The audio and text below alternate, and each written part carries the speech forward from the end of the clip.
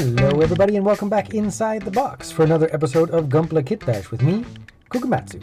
I want to thank you very much for supporting the channel during the first two series. In this episode we're starting a brand new series. So let's jump right in.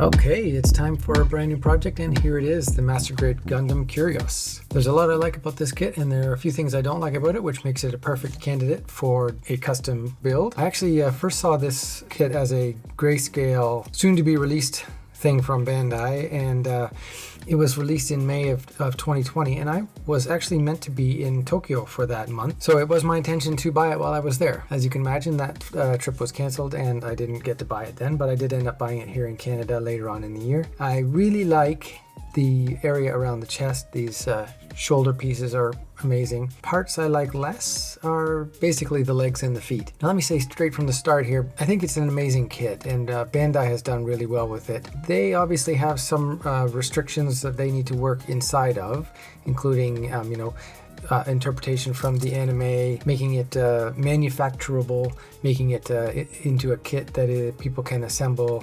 And also, on top of that, there's a flight form that this transforms into. So my plan is to release us from all of those restrictions and build it just a cool, curious looking kit without having to worry about those kinds of things. My overall plan actually is to simplify this quite a lot. I know that the trend in Gunpla lately is towards making more things more complex, more detailed, and I do like that. I don't have anything against that.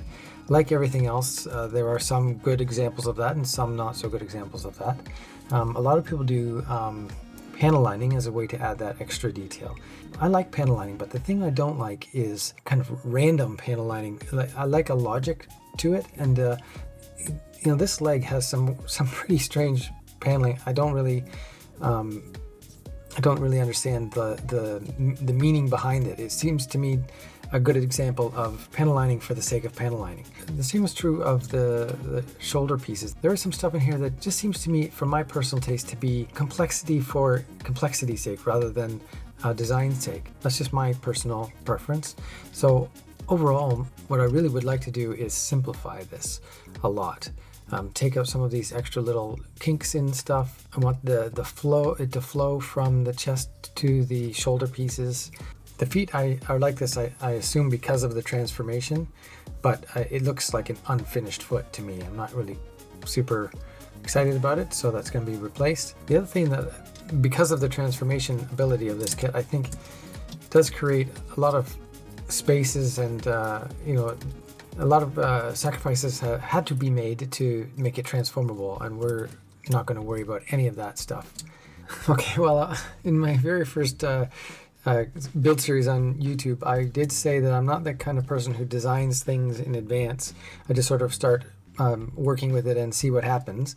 I am going to go back on that a little bit on this project. I think because I'm getting more confident with the reshaping of parts and really customizing stuff, and not just the kitbash stuff, not just adding and subtracting or opening up and adding mechanical bits. It was just what I used to concentrate on most of the time.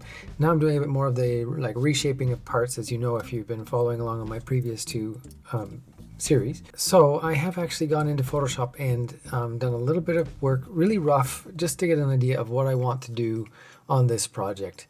I guess the main thing is that I want to concentrate on this top area, around the chest, make it a little bit beefier, make the shoulder pieces a little bit more sleek.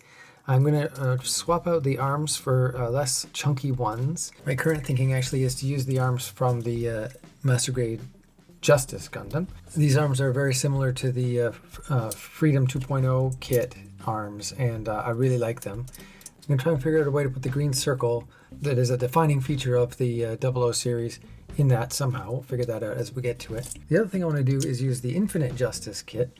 I really love the legs of this kit, and actually I like this kit overall quite a lot.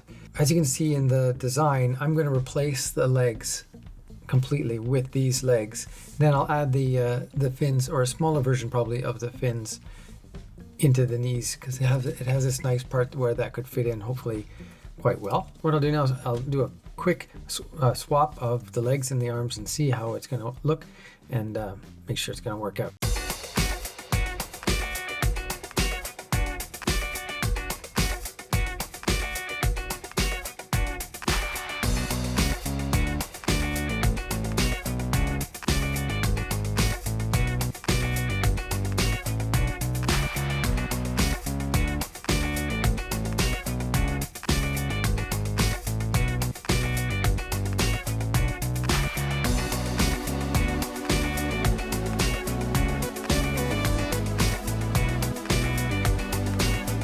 Okay, I think we have something going there. Generally speaking, I think it's going to work. I'm thinking about raising up the torso a little bit like I often do. I'd like to do some mechanical kit bashing in there, something interesting on the sides. Maybe take those red pieces out and just make it all mechanical. I think most of the work is going to be in the chest and the shoulder pieces. The trick, I think, actually is going to be to bring the style of the upper half into the same language as the lower half. I really like the sleek, admittedly older style of the legs, and I think I can bring that style up into the upper part here. The one other addition is going to be replacing those front skirts with the Kyrios ones. And probably the back skirts I will use something from the original, either those ones or those ones. But overall, I think that's pretty promising. I think I have a plan. And that is the end of the episode. In the next episode, we'll get started with the shoulder armor. So if you enjoyed the video, I'd appreciate it if you give me a like down below. Check out the playlist for previous videos. Subscribe if you want to follow along, and we'll see you in the next one. Bye-bye.